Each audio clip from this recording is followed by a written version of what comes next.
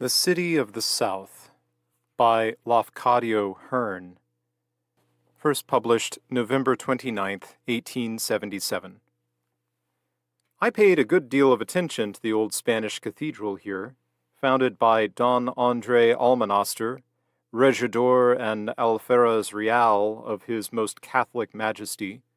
It is called the oldest church in the country, excepting one, I believe, in St. Augustine, Florida, and it is now always spoken of as the French Cathedral.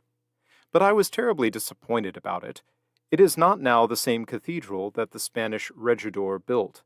Don André did not build for the centuries, and one day his church towers crumbled down into the plaza, and the whole cathedral had to be pulled down and reconstructed. It was reconstructed Frenchily and has lost its Spanish features. You may still find those features preserved in certain old prints that hang, yellow with age and spotted with fly specks, in the offices of certain ancient notaries of the French Quarter, and you will find that Don André built the cathedral after that curiously mixed but not unimposing style that characterizes the old cathedrals of Spanish America. It had towers with Roman arched windows and cupolas of brick, and it looked very picturesque and quaint. Now it looks quaint enough, but less picturesque. I observed that the clock face was broken to pieces, and that several of the pieces had been lost, and I suppose that they do not wish to mend it, lest they should impair the venerable look of the facade, the yellow facade, the triple-pointed facade.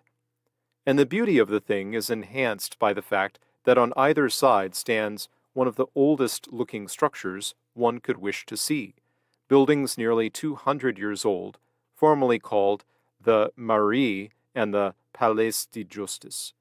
This Palais de Justice, or in Spanish, Casa Curial, was also built, they say, by Don Almonaster, and is still the courthouse of New Orleans. Both buildings have ponderous piazzas under the second story, supported by thick-set Roman arches. But the French cathedral still contains two venerable objects of interest, two ancient tombs. One is the tomb of Don Almonaster. The other is the family tomb of the noble French family de Marigny de Mandeville, anti-revolutionary aristocrats all, who may have strutted in those picturesque costumes we are familiar with in the paintings of the period, who belonged in an age in which gentlemen bowed and took snuff with an ineffable grace which this uncultivated generation are powerless to conceive of. Ancient, in good sooth, is the tomb of Don André Almonaster. It is marked by a great marble slab, flush with the church pavement, and situated opposite the side altar on the southern side. Benches are placed over it. The feet of more than 4 generations of worshippers have obliterated the carven helmet with its knightly plumes, and blotted out the noble armorial bearings of the carven shield. Only their outlier is dimly visible, but the inscription, deeply cut, remains. I was talking the other day with an old gentleman who has long been a resident of New Orleans. I asked him why it was that the early French colonists had chosen the pelican for the arms of Louisiana. It was probably suggested to them, he replied, by the fact that pelicans are so common in the country, and the pretty fallacy about the bird's devotion to its young made it seem a still more appropriate emblem for so fertile and bountiful a land as this. I suppose you know the arms were changed. No, sir, I replied. I did not hear of it. Who could have had the bad taste to change them? Why, the radical carpetbaggers and scalawags, of course. Nobody else would have done such a thing. But do you know why they did it?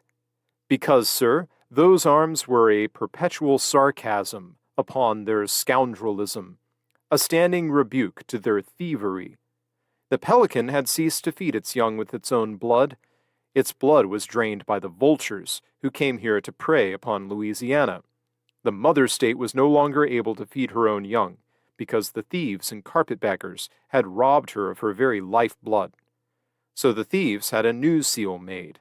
The pelican was no longer represented as feeding her young with her blood, but the young were represented alone in the nest, and the mother pelican coming from a distance with something in her mouth. If you see some of the bonds issued in Warmouth's time, you will see how the arms were changed. But now they have been restored, have they not? I asked. Yes, sir.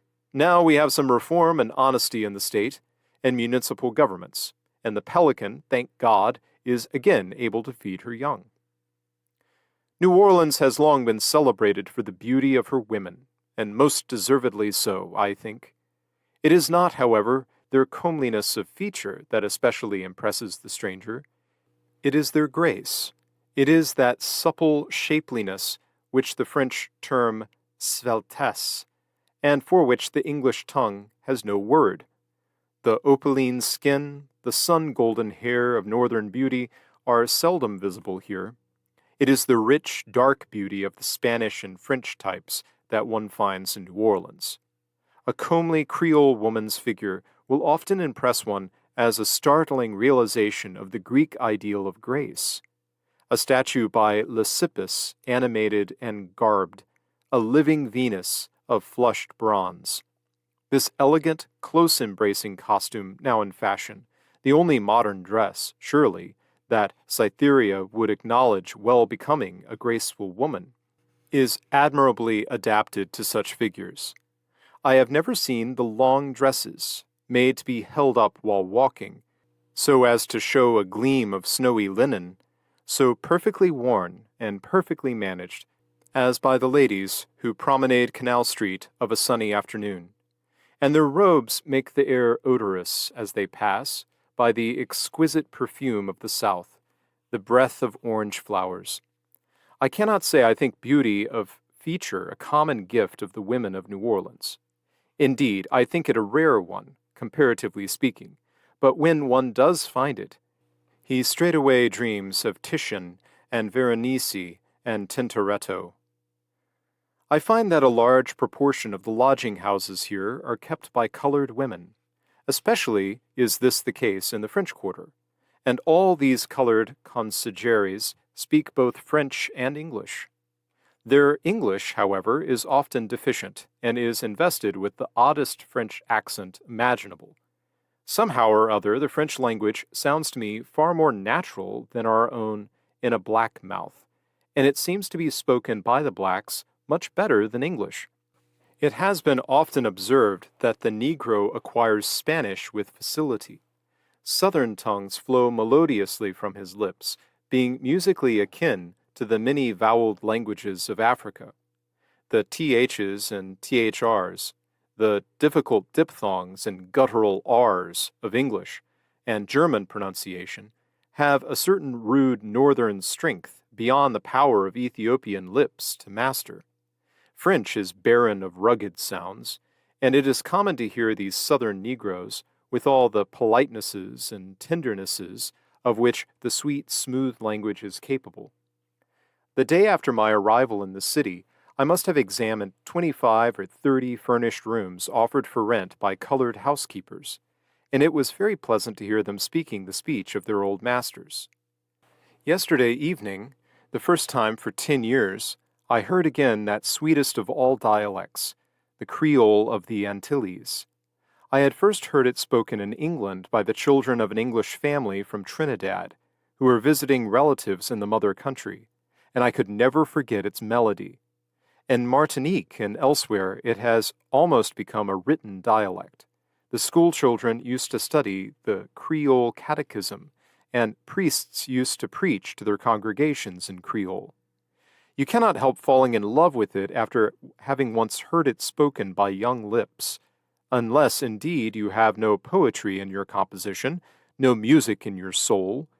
It is the most liquid, mellow, languid language in the world. It is especially a language for love-making. It sounds like pretty baby talk. It woos like the cooing of a dove. It seems to be a mixture of French, a little Spanish, and West African dialects, those Negro tongues that are voluminous with vowels.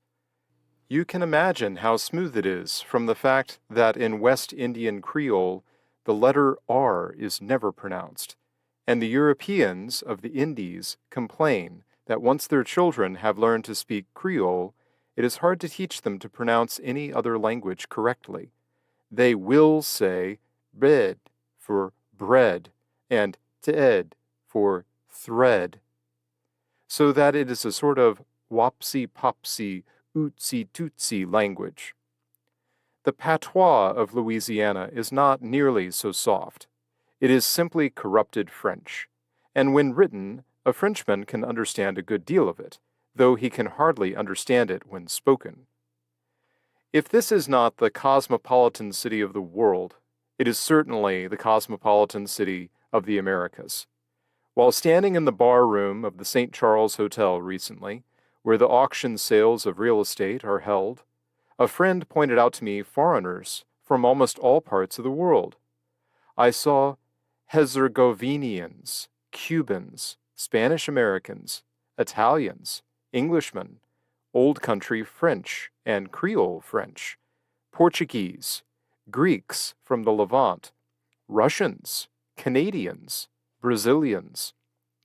We were a little party of 4 at the time, and within the space of 20 minutes, I heard my 3 Southern friends converse with business acquaintances in the following languages: French, Portuguese, Spanish, and modern Greek. I thought it a good example of the cosmopolitan character of New Orleans. There are many Greeks, sailors and laborers, in New Orleans, but I cannot say that they inspire one with dreams of Athens or of Corinth, of Pan-Athenaic processions or Pan-Hellenic games. Their faces are not numismatic. Their forms are not athletic. Sometimes you can discern something national about a Greek steamboatman, a something characteristic which distinguishes him from the equally swarthy Italian, Spaniard, Dago. But that something is not of antiquity. It is not inspirational. It is Byzantine, and one is apt to dislike it. It reminds me of Taine's merciless criticism of the faces of Byzantine art. I have seen a few rare Hellenic types here, and among these some beautiful Romaic girls, maidens with faces to remind you of the gracious vase paintings of antiquity. I must tell you a New Orleans ghost story, which I have just heard. In these days, ghosts have almost lost the power to interest us, for we have become too familiar with their cloudy faces, and familiarity begetteth contempt. An original ghost is a luxury, and a rare luxury at that. Now, I think this one is unique enough to excuse me for presuming to relate it. There was an old house on Melpomene Street which nobody could live in. Many good folk had attempted to take up their residence in it, but none ever dwelt there more than one night. Sometimes people would send their furniture there in the morning and have the place fitted up, only to find everything outraged and violently upset in the afternoon.